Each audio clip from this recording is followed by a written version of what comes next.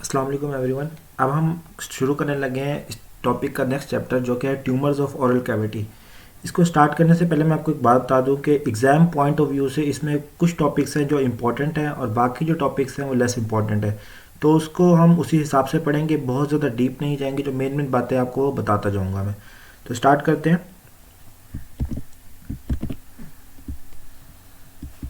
सबसे पहले है क्लासिफिकेशन। आई होप सबको क्लियर नज़र आ रहा होगा। क्लासिफिकेशन में जो मेनली क्लासिफिकेशन है वो तीन है: benign tumours, pre malignant lesions और मेलिग्नेंट लीजन्स। बिनाइन मतलब जो आपके पास कह सकते हैं फुल कैंसरस नहीं है या फिर जिसमें मेटास्टेसिस नहीं है अभी। उसमें फर्दर दो क्लासिफिकेशन, एक सॉलिड ट्यूमर्स होंगे, सिस्टिक ट्यूमर्स होंगे। सॉलिड ट्यूमर से मुराद ये है कि ये बिनाइन लीजन्स वो होंगी जिसमें एक सॉलिड ट्यूमर मैस होगा, उसके दरमियान में कैविटीज़ अपेयर नहीं होंगी, इसलिए उन्हें सॉलिड कहते हैं। जो सिस्टिक लीजन्स हैं उसमें ट्यूमर मैस भी होगा और उसके साथ उसमें सिस्टिक कैविटीज़ भी होंगी। प्री मेलिग्नेंट लीजन्स में तीन लीजन्स आएंगे, हम आगे पढ़ेंगे कौन कौन सी हैं। और वो लीजन्स जो हैं बेसिकली कैंसरस नहीं है, लेकिन उनकी वजह से मेलिग्नेंट लीजन्स से कैंसर होने के चांसेस होते हैं, इसलिए उन्हें प्री मेलिग्नेंट लीजन्स कहते हैं। और नेक्स्ट है मेलिग्नेंट लीजन्स। मेलिग्नेंट लीजन्स में फर्दर दो आगे, स्क्वेमस सेल कार्सिनोमास और नॉन स्क्वेमस सेल कार्सिनोमास। जो स्क्वेमस सेल कार्सिनोमास हैं वो मेनली कार्सिनोमास कहेंगे और जो नॉन स्क्वेमस है उनको नॉन स्क्वेमस मेलिग्नेंट लीजन्स कहेंगे। तो बिनाइन ट्यूमर स्टार्ट करते हैं। सबसे पहले पेपिलोमा।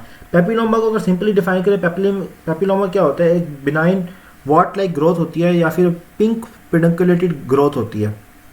अब इसमें आपने याद रखना है इसका साइज जो होता है 1 सेंटीमीटर से कम होता है और side soft palate, hard palate पूरी ओरल कैविटी में कहीं भी हो सकता है। ट्रीटमेंट इसका एक्सजन बायोप्सी है और अक्रेंस हो सकती है। याद रखिएगा बिनाइन ट्यूमर्स जितने भी हैं उन सब का मोस्टली जो ट्रीटमेंट है वो यही है कि एक्सजन करेंगे सर्जरी से, और आपने साइज और लोकेशन इनकी मेनली याद रखनी है और नाम याद रखना है। पेपिलोमा के बाद है फाइब्रोमा। फाइब्रोमा का दूसरा नाम है फाइब्रो एपिथेलियल पॉलिप।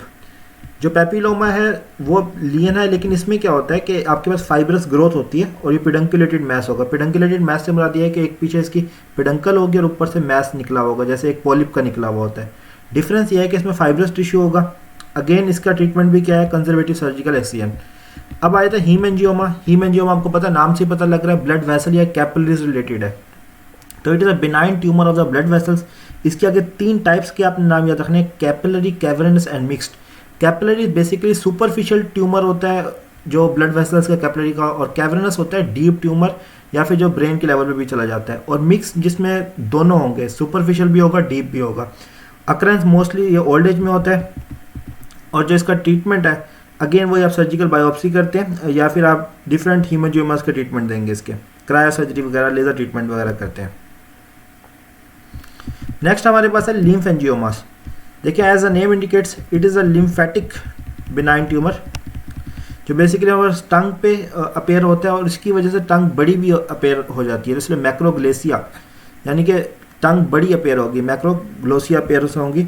और टंग की जो अपेयरेंस है उसके अलावा सॉफ्ट भी होगी और स्मॉल लियंस जो सिम्टम्स हैं उसके सिम्टम्स में लार्ज लियन होंगी जो एक साइज होंगी, लेकिन डेफिनेटली ट्रीटमेंट जैसे आपको बताया सर्जिकल एक्सचेंजेस को ट्रीट कर सकते हैं। टोरस जहाँ पे आए नाम याद रखिएगा, ये बोन का ट्यूमर होता है। Benign tumour of the bone को हम टोरस कहते हैं।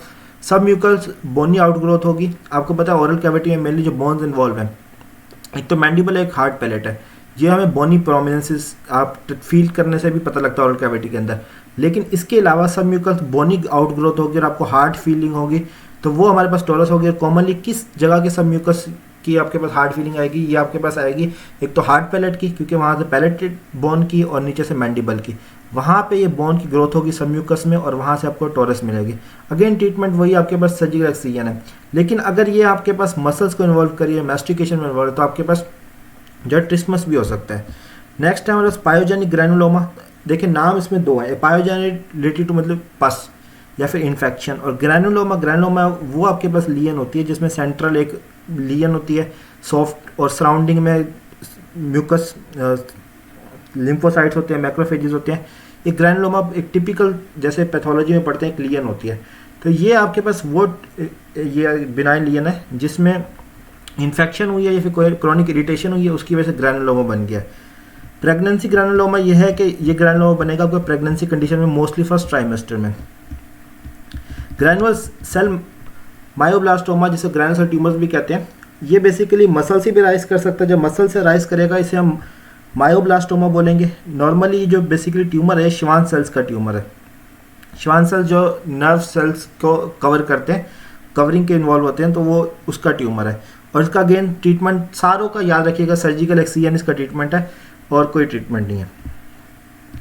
माइनस स्लाइवरी ग्लैंड टियोप्लाज्म्स, जो स्लाइवरी ग्लैंड्स आपको पता है 3 पेयर तो मेजर है, उसके अलावा बहुत सारे माइनस स्लाइवरी ग्लैंड्स हैं, उन सब का ट्यूमर भी हो सकता है। जब उनका ट्यूमर होगा तो आपके पास जो जो उसकी डक्ट है वो इन्वॉल्व हो सकती है, पूरा का पूरा ग्लैंड भी इन्वॉल्व हो सकता है। उसकी मोस्ट कॉमन टाइप है प्लियोमॉर्फिक। प्लियोमॉर्फिक से मुराद ये है कि इसकी डिफरेंट फॉर्म से एग्जिस्ट करेगा, मतलब ये आपके पास एपिथेलियल साइड से भी एग्जिस्ट कर सकता है, मायो एपिथेलियल साइड से भी ग्रो कर सकता है, आपके पास लियन प्रोड्यूस हो सकती है, इसलिए सिर्फ प्लियोमॉर्फिक कहते हैं। साइट याद रखिएगा, ये हार्ड पैलेट में मोस्ट कॉमन होते हैं। नेक्स्ट हम आते हैं,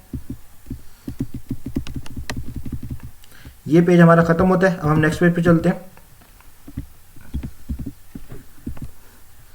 अब ये देखें डायग्राम में आपको नजर आ रही है fibro epithelial polyp like mass. अब इसमें नेक्स्ट ट्यूमर है हमारे पास सॉलिटरी फाइब्रस ट्यूमर। मैं इसका साइज थोड़ा सेट कर लूं।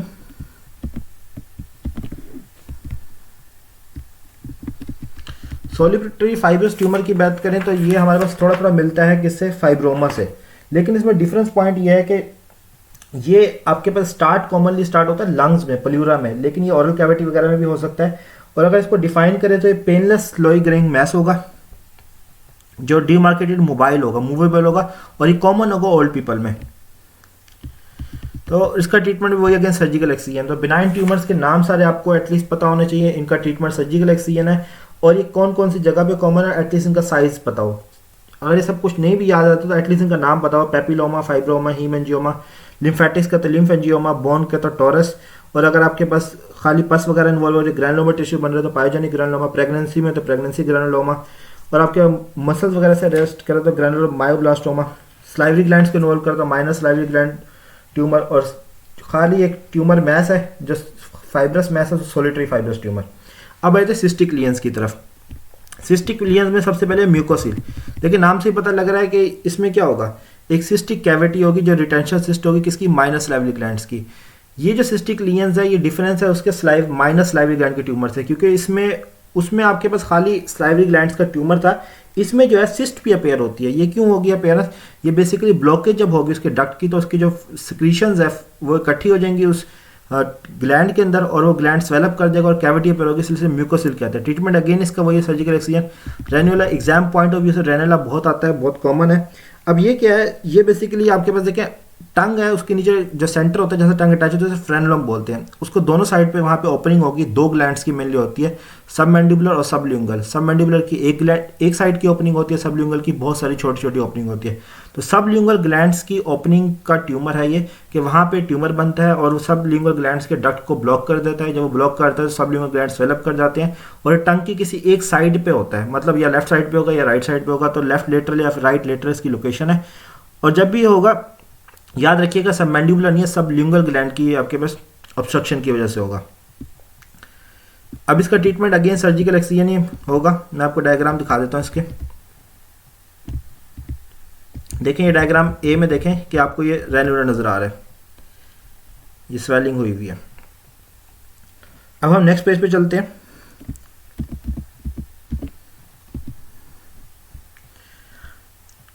अब हमारा नेक्स्ट ट्यूमर है डर्मोइड।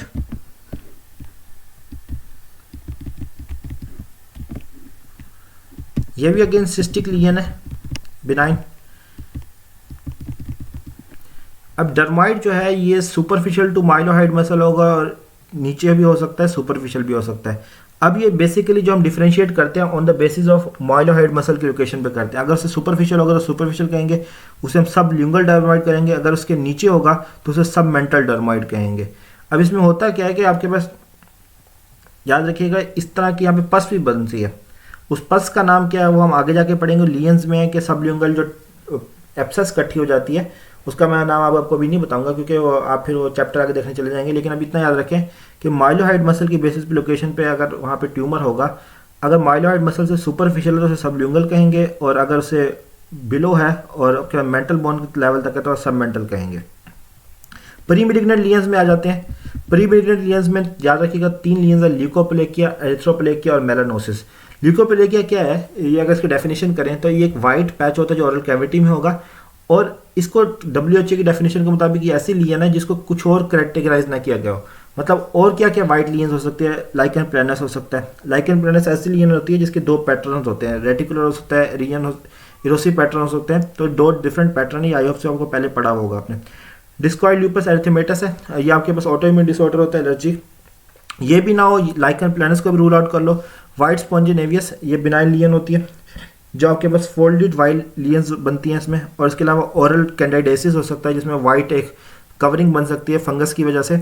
अगर ये सब कुछ नहीं है तो इसके अलावा अगर वाइट पैच बने तो उसे ल्यूकोप्लेकिया कहेंगे। अब अगर ये सब नहीं है तो इसकी वजह क्या हो सकती है? इसकी कॉमनली वजह है स्मोकी, टोबैको चोइंग वगैरह, ये कॉजेज में आ जाएगा। साइट्स इन्वॉल्व में buccal mucosa most common site है। एज जो है ओल्ड एज में कॉमन है। क्लिनिकल टाइप्स इसकी याद रखिएगा, टाइप्स बहुत कॉमन है, होमोजीनियस, नोड्यूलर और इरोसिव। होमोजीनियस में ये है कि सिंपली एक वाइट पैच होता है, वेलवेटी या फिर रिंकल्ड पैच होता है। नोड्यूलर में ये है कि इसमें नोड्स बने होंगे, वाइट पैचेस नोड्स। और इरोसिव में जो है इसमें दो टाइप्स मिक्स होती हैं, एरिथ्रोप्लेकिया भी होता है, ल्यूकोप्लेकिया भी होता है। मतलब वाइट नोड्यूल्स भी होते हैं, उसका बैकग्राउंड जो होता है वो वस्कुलर होता है और रेड होता है, इसलिए इसको एरिथ्रोल्यूकोप्लेकिया कहते हैं। और ये मोस्ट डेंजरस टाइप है क्योंकि इसमें दोनों टाइप्स मिक्स होती हैं। हिस्टोलॉजी की अगर हम बताएं तो इसमें से मेटास्टेसिस होने के चांसेस बहुत ज़्यादा हैं। मैलिग्नेंट लियंस 5% हो सकती है। मैनेजमेंट अब क्या कि खुद ब खुद रिजॉल्व भी हो सकता है या फिर जो कॉज है उसको ट्रीट करें। और अगर आपको फिर भी शक है कि ये फर्दर आपको मैलिग्नेंट लियंस की तरफ लेके जा सकते हो तो क्रायोथेरेपी मतलब जो कोल्डनेस से ट्रीटमेंट कर सकते हैं, सर्जिकल एक्सीजन वगैरह कर सकते हैं। नेक्स्ट है एरिथ्रोप्लेकिया। डिफरेंस पॉइंट ये है एरिथ्रोप्लेकिया के, वो वाइट पैचेज हैं, ये रेड पैचेज होते हैं या प्लाग्स होते हैं। और इसमें आपके पास वस्कुलर लियंस होती है, मतलब रेडिश होगा। क्यों? क्योंकि इसमें वेसल्स की ग्रोथ ज़्यादा होती है। हम नेक्स्ट पेज पे चलते हैं।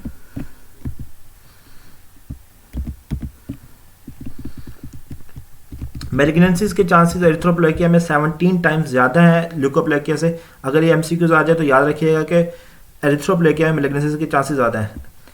मेलानोसिस, इसकी भी टाइप्स आगे 3 ही हैं, होमोजीनियस और आपके पास ग्रैनुलर और मिक्स मतलब जिसमें ल्यूको एरिथ्रोप्लेकिया दोनों होते हैं, जिसे इरोसिव भी बोलते हैं। मेलानोसिस क्या है? मेलानोसिस आप कह सकते हैं कि ये प्री मेलिग्नेंट लियन है। किस चीज़ की? मेलानोमा की। Melanoma is a malignant tumour of the melanocytes, जबकि प्री मेलिग्नेंट लियन जो होती है उसे बोलते हैं मेलानोसिस। और अगर आपको याद हो इसकी बिनाइन लियन को बोलते हैं बिनाइन मेलानोसिस्टिक नेविस, वो इसकी बिनाइन लियन है। प्री मेलिग्नेंट लियन का नाम इसका मेलानोसिस है और इसकी मेलिग्नेंट लियन का नाम मेलानोमा है। इसमें क्या होगा, आपके पास ओरल कैविटी है, उसमें ब्लैकिश से स्पॉट्स बनेंगे और म्यूकोजा डार्क हो जाएगा। मेलानोसिस तो वहीं से नाम है और ये मेलानोमा बनने के चांसेस इससे हो सकते हैं। अब हम स्टार्ट करते हैं अपनी नेक्स्ट लियंस जो क्या है malignant lesions carcinoma of oral cavity. इसके मोस्ट कॉमनली कॉजेज क्या क्या है? कॉजेज बहुत आसान है, आप नाम याद रखें। स्मोक को, सिगरेट पीना, tobacco chewing, alcohol. Dietary deficiency किस किस चीज़ की हो सकती है याद रखिएगा। राइबोफ्लेविन की डेफिशिएंसी की वजह से आपके पास अल्कोहलिक्स में कॉमनली कैंसर हो सकता है। और यार बहुत कॉमन पूछा जाता है प्लमर विंसन सिंड्रोम, जिसको पेटरसन ब्राउन कैरियर सिंड्रोम भी कहते हैं। ये आयरन डेफिशिएंसी एनीमिया फीमेल्स जो होती है प्रेगनेंसी में कॉमन हो जाता है क्योंकि उसमें आयरन की कमी हो जाती है, या फिर जो यंग फीमेल होती हैं रिप्रोडक्टिव एज में उसमें भी आयरन डेफिशिएंसी बहुत कॉमन कॉज है ये कैंसर होने की। डेंटल सेप्सिस के टूथ वगैरह ख़राब हो उसकी वजह से क्रॉनिक इरिटेशन होती है, चोट लग गई है, उसकी वजह से आपके पास लियन बनी है वो ठीक नहीं है, ग्रैनुलोमा बना और मेलिग्नेंट लियन की तरफ चलेगी।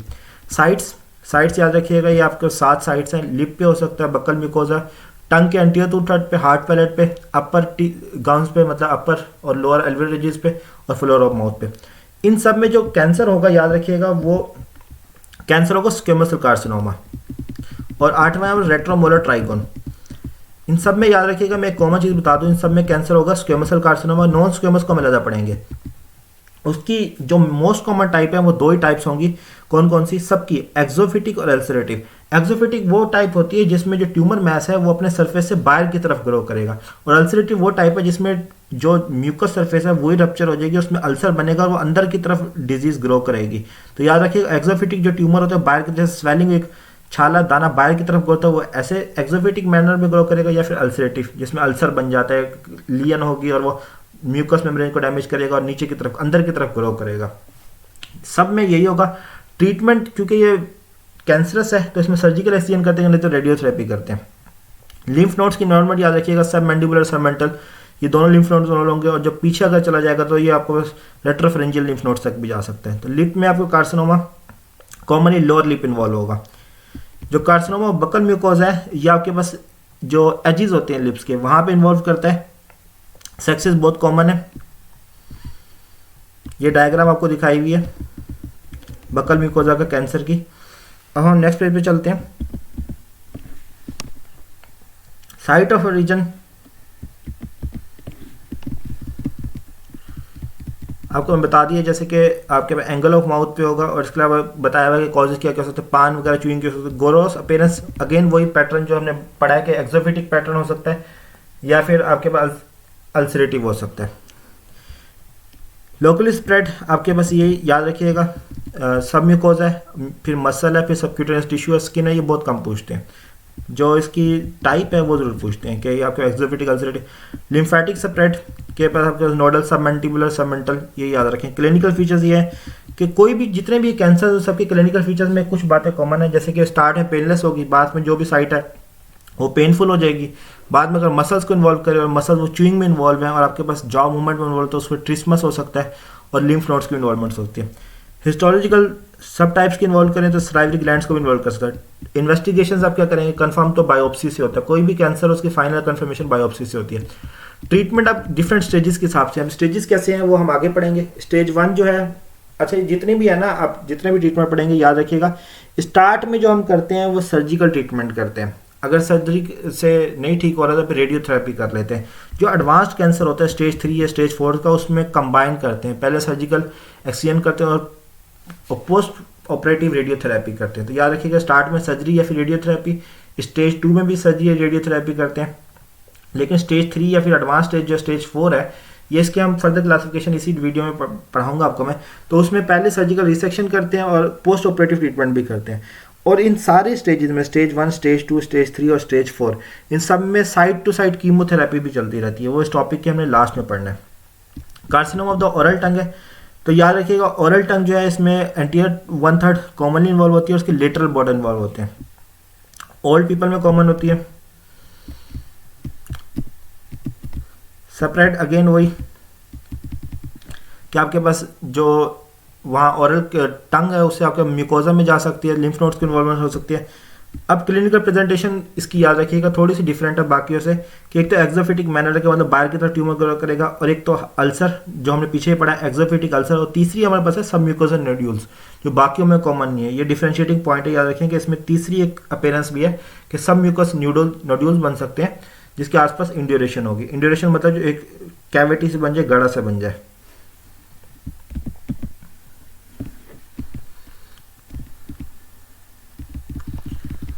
अब सिम्टम्स इसके देखते हैं। आई होप आपकी स्क्रीन क्लियर नजर आ रही होगी। सिम्टम्स में अगेन वही है, स्टार्ट में पेनलेस कंडीशन होगी, बाद में पेन होगी और एक साइड में पेन होगी, फिर वहाँ पे एक ग्रो करेगी जो लिम्फ नोड, एक नोड इन्वॉल्वमेंट होगी, और डेफिनेटली फिर वो मसल्स को इन्वॉल्व करेगी, डिस्फेजिया हो जाएगा, ट्रिस्मस वगैरह हो जाएगा। ट्रीटमेंट में जैसे आपको बता चुका हूँ, स्टार्ट में रेडियोथेरेपी या फिर सर्जरी करेंगे। एडवांस केसेस में रेडियोथेरेपी, बस पोस्ट सर्जरी करने के बाद पोस्ट ऑपरेटिव पर वो करेंगे रेडियोथेरेपी, और साइड साइड कीमोथेरेपी भी करेंगे। यहाँ पे कीमोथेरेपी का नहीं लिखा, लेकिन इस चैप्टर के एंड में बताता है कि कीमोथेरेपी भी साइड टू साइड चलती है। अच्छा, ये स्टेजिंग दी हुई है, ये आप अच्छी तरह देख लें, और ये एमसीक्यूज के लिहाज से बहुत इंपॉर्टेंट है, ये आ जाती है कभी कभी क्वेश्चन में भी आ जाती है एमसीक्यूज में, लेकिन एमसीक्यूज के लिहाज से इंपॉर्टेंट है। देखिए जो TNM क्लासिफिकेशन है उसमें T फॉर ट्यूमर साइज है, N for lymph nodes involvement है, M फॉर मेटास्टेसिस है। ट्यूमर साइज में यह है कि ट्यूमर साइज कितना बड़ा है, तो इसके लिए आपने 2 का टेबल याद रखना है। T1 में 2 1 2 की तरह कि ट्यूमर साइज जो है वो 2 सेंटीमीटर से बड़ा नहीं होगा। T2 2 2 4 होता है, तो ट्यूमर साइज 4 से बड़ा नहीं होगा, लेकिन T1 2 तक हो गया था ना, तो ये रेंज जो होगी 2 और 4 के दरमियान में होगी। और 3 अगेन, अब 4 से जितना भी बड़ा है, 4 से जितना भी बड़ा हो जाए, 4 6 हो जाए, 7 हो जाए, 8 हो जाए, वो सारा T3 में आता है। लेकिन ये सारा जो ट्यूमर है ये आपके पास जिस साइट पे है, जैसे सपोज करें टंग में है, तो वहीं पे ग्रो करेगा, या आगे किसी और स्ट्रक्चर्स को इन्वॉल्व नहीं करेगा। इसमें ट्यूमर साइज बताया हुआ है उसी लोकेशन पे, मतलब अभी मेटास्टाइज करके और स्ट्रक्चर्स को आसपास को इन्वॉल्व नहीं किया। अब आ जाए T4 जिसमें लिप की एग्जांपल दे रहा है कि एडजेसेंट स्ट्रक्चर्स जो हैं लिप के, जैसे कि आपके पास नर्व को इन्वॉल्व कर सकता है, फ्लोर ऑफ माउथ, स्किन को इन्वॉल्व कर सकता है, तो T4 आ गया। तो याद रखिएगा जो फोर्थ स्टेज होती है वो मेटास्टेसिस की स्टेज होती है। बाकी आपने इतनी डिटेल इसकी याद अगर नहीं भी होती तो कोई बात नहीं, कि आसपास वाले जितने स्ट्रक्चर्स है सारों को इन्वॉल्व हो जाएंगे। फिर अगर नोट्स की तरफ आ जाए तो नोट्स में ना आपने 3 का टेबल याद रखना है कि 3 1 जा 3 के जो लिम्फ नोड्स हैं अगर वो आपके पास एक इन्वॉल्व हो रहा है उसका साइज 3 सेंटीमीटर से कम है तो वो N1 कैटेगरी है। N2 में जो है आपने याद रखना है 3 2 जा 6 कि अगर 2 कैटेगरी है तो 6 से साइज बड़ा नहीं होना चाहिए। फिर वो अगर एक नोड इन्वॉल्व हो रहा है तो वो N2A है, अगर वो एक ही साइड के मल्टीपल नोड्स है तो N2B है, और दोनों साइड्स के नोड्स हो रहे हैं लेकिन उनका साइज अगेन 6 सेंटीमीटर से बड़ा नहीं होना चाहिए, वो N2C है। अब हम आते हैं N3 में यह कि साइज 6 से बड़ा हो जाए। डिस्टेंस मेटास्टेसिस तो सिंपल है, M0 का मतलब यह है, एक होता है MX जिसको डिटेक्ट ही नहीं कर सकते, यहाँ पे नहीं लिखा हुआ याद रखिएगा, MX जिसको डिटेक्ट ही नहीं कर सकते। M0 होता है जिसमें मेटास्टेसिस नहीं हुई हुई, और M1 जिसमें मेटास्टेसिस हुई है। मेटास्टेसिस और स्ट्रक्चर्स में हो सकती है, जैसे कि आपके पास लंग्स में हो सकती है, बोन में हो सकती है, किडनी वगैरह में भी हो सकती है। तो इसके लिहाज से स्टेजिंग की गई है। अच्छा, इसमें आपने सिंपल याद रखना है तो डिटेल से आसान तरीका बताता हूँ। स्टेज 1 में, स्टेज 2 में, स्टेज 3 में, इन तीनों को देखें, N0 M0 रहेगा सब में तकरीबन। और याद रखें जो बढ़ेगी चीज़ वो T बढ़ेगी, मतलब ट्यूमर साइज बढ़ेगा। स्टेज 1 में T1, स्टेज 2 में T2 और स्टेज 3 में T3, बाकी सब में N0 M0। Stage 4 A B C जो है ना, ये M तो देखते जाएं, स्टेज 4A 4B सब में 0 है, सिर्फ स्टेज 4C में 1 है। तो याद रखिए M1 तो सिर्फ मेटास्टेसिस, तो 4C स्टेज जो है ना वो उसमें होगी, बाकी सब में ये M0 रहेगा। बाकी जहाँ तक बात रही T की, तो ये स्टेज 1 में T1, स्टेज 2 में T2, स्टेज 3 में T3 और स्टेज 4 में T4। और जो 4B और C है ना, इसमें कोई भी T हो सकता है, 1 2 3 4 कुछ भी हो सकता है, मोस्टली T4 ही होता है। अब नोट्स की बात रहेगी, नोट्स जो है स्टेज 1 2 3 तक तो 0 है, 3 के कुछ पार्ट्स हैं जो स्टेज 3A कह 3B कह सकते हैं कि उसमें N1 होगा। बाकी स्टेज 4 जो है ना उसमें हर स्टेज के साथ चेंज होगा कि पहले स्टेज 0 है, फिर 1 है, फिर 2 है, फिर 3 है, फिर N होगा। इसमें कॉमनली जो चीज़ आपने याद रखनी है वो ट्यूमर साइज का याद रखना है, T1 2 T2 T3 T4 जो स्टेजेस के हिसाब से चेंज होंगे। M हमेशा स्टेज 4C में जाके 1 होगा और बाकी नोट्स भी 4 में जाके चेंज होंगे, बाकी ऊपर 0 रहते हैं। आई होप सो आपको इतना समझ आ गया होगा। बाकी अगर कोई और निमोनिक बनाना तो आप अपने हद तक बना सकते हैं इसको। अब आ जाता है carcinoma of the hard palate. अच्छा, इसका जो ट्रीटमेंट है वो याद रखिएगा कि आप ट्रीटमेंट क्या करते हैं, वही सर्जिकल एक्ससीजन करते हैं।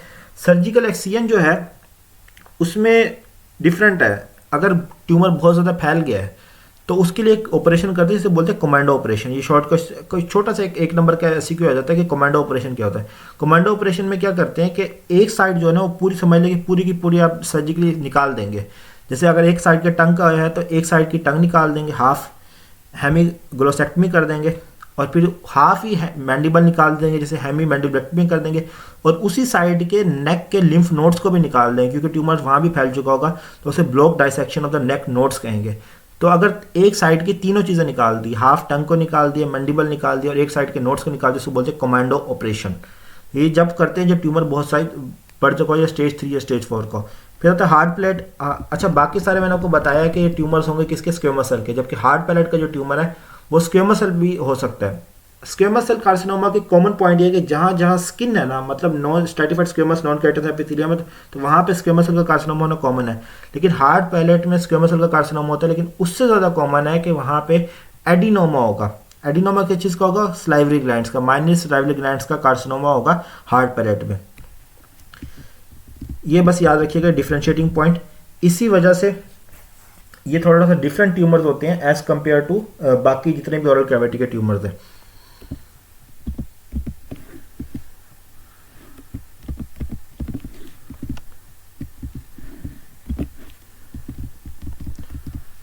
ट्रीटमेंट अगेन वही है कि आपको सर्जिकल डिसेक्शन करें, रेडियोथेरेपी वगैरह करें। एल्वियोलर रिजिस के जो ट्यूमर है इसमें अपर एल्वियोलर रिजिस का भी ट्यूमर आ सकता है, लोअर एल्वियोलर रिजिस का भी ट्यूमर आ सकता है। इसमें जो आपने बात याद रखनी है वो याद रखनी है इसके ट्रीटमेंट के लिहाज से। बाकी पैटर्न वही है, स्क्वेमस सेल कार्सिनोमा है, जो इसका ट्रीटमेंट है इसमें रेडियोथेरेपी अवॉइड करनी है। मैंने आपको सारे में बताया था कि रेडियोथेरेपी और सर्जरी सब में करते हैं, लेकिन इसमें रेडियोथेरेपी अवॉइड करते हैं क्योंकि एल्वियोलर रिजिस गम्स के नीचे क्या है, आपके पास टीथ हैं और आपके पास एल्वियोलर रिजिस है, और वहाँ पे क्या होती है, बोन होती है। तो रेडियोथेरेपी से वहाँ पे ऑस्टियोनेक्रोसिस, ऑस्टियोनेक्रोसिस हो सकती है, इसलिए रेडियोथेरेपी नहीं होती। इसमें सर्जरी जो है ट्रीटमेंट ऑफ चॉइस होती है। बेसिकली सर्जरी और कीमोथेरेपी साइड टू साइड चलती हैं। रेडियोथेरेपी नहीं देते इसमें, याद रखिएगा। एल्वियोरेजिस की जो ट्रीटमेंट है सिर्फ वाहिद है जिसमें पूरे ओरल कैविटी के ट्यूमर्स में कि जिसमें रेडियोथेरेपी नहीं देनी। नेक्स्ट आ जाते हैं floor of mouth. Floor of mouth में मैंने आपको बताया 2 डक्ट्स की ओपनिंग होती थी, एक तो सबल्यूंगल ग्लैंड्स की जिसको अगर हम ब्लॉक कर देते तो रेन्युला हो सकता था बिनाइन ट्यूमर्स में, और अगर आपके पास सब मैंडिबुलर ग्लैंड की ब्लॉकिंग हो जाए तो मोस्टली उसकी वजह से जो आपका स्वेलिंग होती है वो superior to the mylohyoid inferior to mylohyoid हमने देख लिया था कि वहाँ भी ब्लॉकेज हो सकता है, वहाँ पे डर्माइड सिस्ट बन सकती है बिनाइन लेयर में। लेकिन अगर उसके ब्लॉकेज हो जाए सबमैंडिबुलर ग्लैंड स्वेल कर जाए तो कार्सिनोमा होगा कॉमनली इसमें सबमैंडिबुलर ग्लैंड का। अगेन इसकी 2 टाइप्स हैं, अल्सरेटिव और इन्फिल्ट्रेटिव। सर्जिकल ट्रीटमेंट में वही आप अल्सरेटिव निकालेंगे, इसके सर्जिकल एक्सचेंज करेंगे या फिर रेडियोथेरेपी करेंगे। यहाँ पे कमांडो ऑपरेशन भी कर सकते हैं अगर बहुत ज़्यादा होगा। कमांडो ऑपरेशन में आपको जैसे मैं बताया कि आपका हेमीग्लोसेक्टमी, हेमीमेडलेक्टमी और आपका block dissection of the neck कर सकते हैं, स्टेज 3 स्टेज 4। रेट्रोमोलर ट्राइगोन जो आपके पास जहाँ पे टीथ खत्म हो रहे होते हैं मोलर, उसके पीछे एक ट्राइगोन, एक ट्रायंगुलर शेप एलिवेशन होती है, अगर आपने एनाटॉमी पढ़ी ओरल कैविटी की तो उसका भी ट्यूमर हो सकता है। ट्रीटमेंट एक्सटेंट पे डिपेंड करता है, और ये मोस्टली जो है वो सेकेंडरी ट्यूमर्स होते हैं साइड पे जो फैल के आपके पास बक्कल म्यूकोजा या फिर रिजिस से आ जाते हैं। इसमें मल्टीपल प्राइमरी कैंसर्स जिसमें more than 1 cancer of the oral cavity मतलब लिप्स और बक्कल म्यूकोजा का हो गया, तो ये भी कॉमनली उन लोगों को इन्वॉल्व करते हैं जो स्मोकर होते हैं फिर अल्कोहलिक्स होते हैं। नॉन स्क्वेमस लीजन्स इसमें से क्वेश्चन बहुत कम आता है लेकिन आ सकता है। इसमें most commonly minus lively gland का ट्यूमर है जो आपके हार्ट पैलेट को इन्वॉल्व करेगा। हार्ट पैलेट को जब इन्वॉल्व करेगा तो इसमें 3 वैरायटी जो याद रखना है। सबसे कॉमन है एडिनोसिस्टिक या फिर एडिनोइड सिस्टिक वैरायटी बोलते हैं, जिसमें ग्लैंड्स का ट्यूमर होगा विद द सिस्टिक कैविटीज। दूसरी इसकी कॉमन टाइप है एडिनोकार्सिनोमा, और तीसरी इसकी कॉमन टाइप जो है वो है म्यूकोएपिडर्माइड कार्सिनोमा। वो नेक्स्ट पेज पे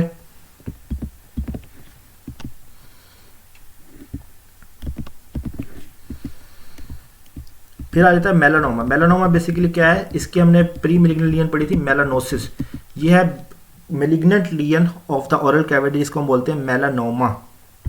ये आपके पास पैलेट और जिंजाइवा पे मोस्ट कॉमन साइट होगी, और वहाँ पे क्या अपीयरेंस होगी, हाइपर पिगमेंटेशन होगी, और हाइपर पिगमेंटेशन तो मेलानोसिस में हो रहा है। फिर यहाँ पे डिफरेंशिएटिंग पॉइंट क्या है, यहाँ पे डिफरेंशिएटिंग पॉइंट है कि यहाँ पे वो बाद में अल्सर बनेगा और वो ब्लीडिंग करेगा। नोड्स की इन्वॉल्वमेंट होगी, ट्रीटमेंट जब सर्जिकल एक्सचेंज करेंगे और फिर आप रेडियोथेरेपी कर सकते हैं, और अगर फैल जाए तो फिर कीमोथेरेपी और रेडियोथेरेपी कंबाइन भी करेंगे। लिम्फोमा मोस्टली लिम्फ नोड्स के ट्यूमर है। 2 टाइप्स हमने पढ़ी थी पैथो में, एक तो हमारे हॉजकिंस और नॉन हॉजकिंस लिम्फोमा ओरल कैविटी में कॉमन है, और ट्रीटमेंट अगेन इसमें रेडियोथेरेपी करते हैं कीमोथेरेपी के साथ, सर्जरी नहीं करते। कैपोसिस सार्कोमा ये वस्कुलर ट्यूमर होता है, ये स्किन को भी इन्वॉल्व करेगा, ये कॉमनली होता है इम्यूनो कम्प्रोमाइज या फिर एड्स पेशेंट में। लीजन इसमें कैसे अपीयरेंस होगी, वही रेडिश पर्पल नोड्यूल होगा या प्लाग होगा या फिर अल्सर बनेगा। ट्रीटमेंट वही कि आप इसको जो इम्यूनो कम्प्रोमाइज पेशेंट है उसको आप ट्रीटमेंट करें मेडिकली, और कॉज को ट्रीटमेंट करें।